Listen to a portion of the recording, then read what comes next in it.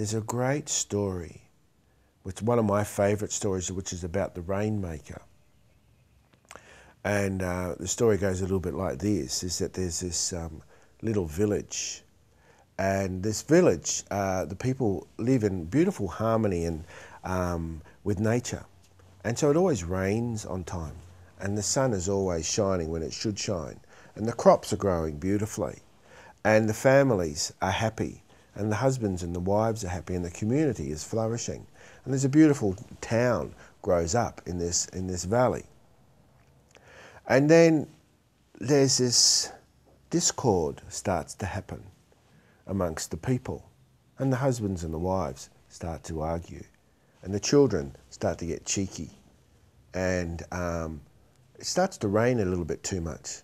And then the summers become that little bit drier and harsher. And then the crops aren't quite as bountiful. And the elders sort of come together, the elders of the village come together and say, there's something wrong here. And so they send out for what's called the Rainmaker. And so the call goes out across the land, you know, this village needs the Rainmaker.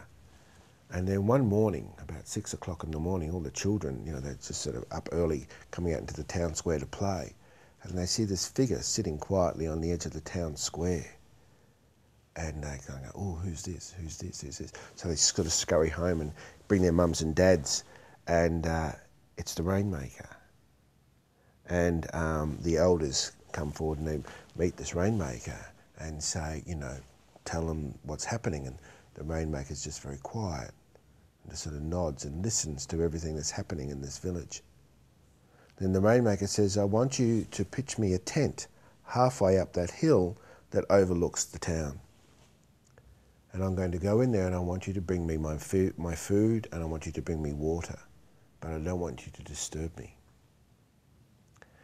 And so he goes in and stayed in there for, I think it was 2 weeks.